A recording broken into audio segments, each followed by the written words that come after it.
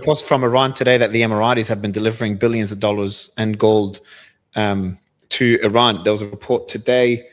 I saved it. It came out just not long ago, but that's from Iranian sources. The UAE has released several $1 billion of Iran's frozen assets held in Emirati banks, including 2 tons of gold worth $283 million, with the goal being that Iran spares the United Arab Emirates from future attacks, according to multiple senior sources in Tehran with knowledge of the transfers. The assets were flown to Iran aboard a Boeing 737, blah, blah, blah, operated by who, blah, blah, blah. And Who said this? Oh, you didn't see that? That came from Iranian sources. No, which news agency said that? And not one of the major. I want to say this: it's not a major news outlet. These are not major Iranian news outlets or Western news outlets. But there's been multiple Olsen accounts pointing at a lot of Emirati jets flying to Iran for an hour or two, and then flying back.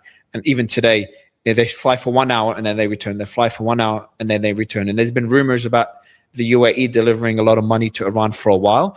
And for me, I'm not surprised. I've been saying this could happen for a while because the Emiratis, they've done business with Iran for a long time, and they need stability. Their whole model depends on stability. We've discussed this a while ago. So I'm not saying this is true. This is all unconfirmed, but I wouldn't be surprised.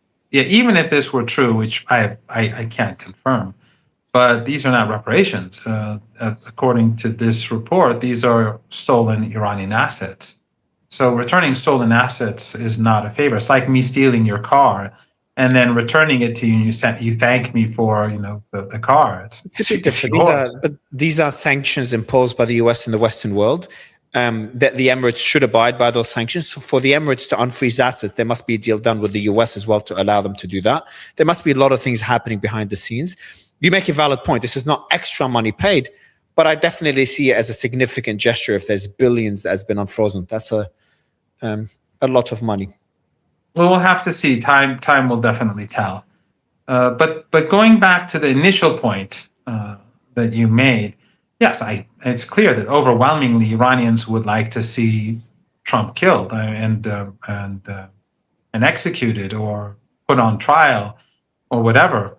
And I think the same is true with all those who pulled the trigger and killed, whether in Mina, where they killed all those little children, elementary school kids, mostly girls, or in La Mer, where they bombed on the first day of the war too. They bombed a sports complex, killing a lot of little young women, teenagers who were playing volleyball. And apparently that was an experimental missile, which did pretty good in wiping out those, young teenager girls. But so, yeah, I think the Iranians would like us to see a lot of Americans and Israelis executed, pilots and anyone else who was involved. But I don't think the government would be involved in this sort of thing. And I personally think that probably the Israelis made a fool out of Trump. And Trump, of course, what he did was cowardly. No one, all those, let's assume that the threat was real. Whatever, a group, a militant group, or whoever. All those journalists were allowed to be sacrificial lambs for Trump. I find that pretty disgusting. I had one of my guests yesterday, an American guest, got really upset at me because I was bringing up that topic, and I said, I don't advocate. I think if Iran decides to assassinate Trump, I think that doesn't work to the advantage of Iran, because Iran is seen as the victim of a war of aggression. And, as you seek revenge or as you do things like this, it moves the needle away from being a victim more to being an aggressor. I'm not saying it suddenly moved from being a victim to an aggressor, but if Iran kills Trump, more of an aggressor, bombs a school, more of an aggressor, declares war on the US, more of an aggressor. And the Iran knows this, and that's why I don't think they'd be trying to kill Trump. So I was making that argument, and I also pointed that I don't advocate for the assassination of Trump, and they got really upset. I said, Mario, that's the way of thinking is not right at all. What the US has the right to kill the supreme leader of Iran, and Iran doesn't have the right to kill the president.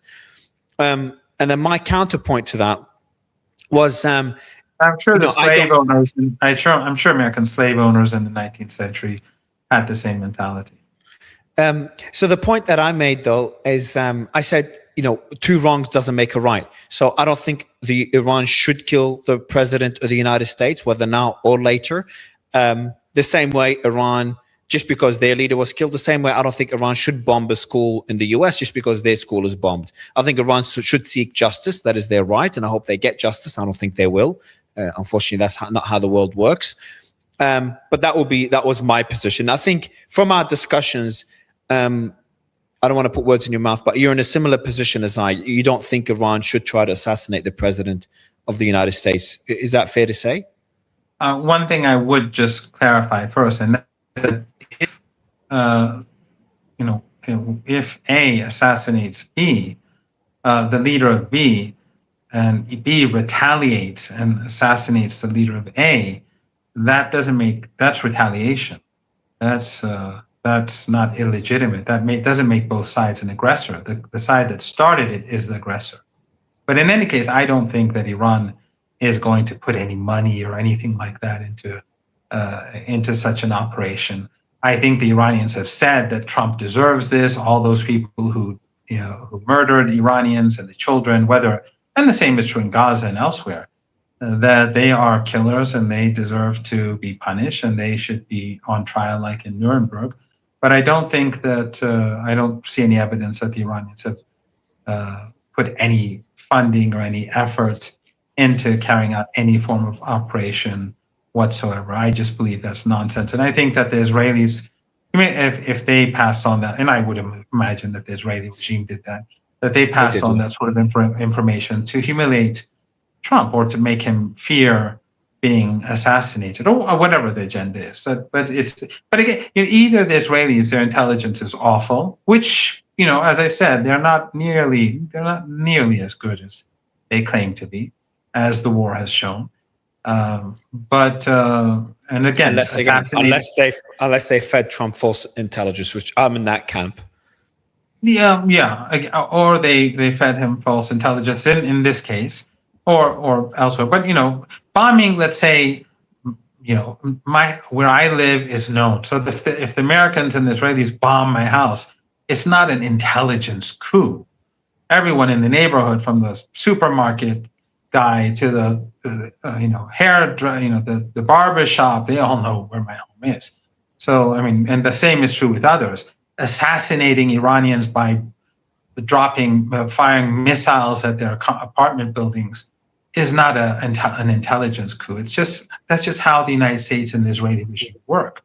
They are utterly barbaric, and this is where sometimes, because when you say like, this is terrible, what's happening to the United States and the Chinese, or I saw something you were doing a show with someone about the economy, and I listened in, and you were saying this is terrible, that the United States is falling back. I don't see the United States as morally superior to any country on this planet. In fact, I consider them the most morally inferior, the U.S. government on this planet, after the Israeli regime. I prefer Cuba, North Korea, Venezuela, the former Venezuela.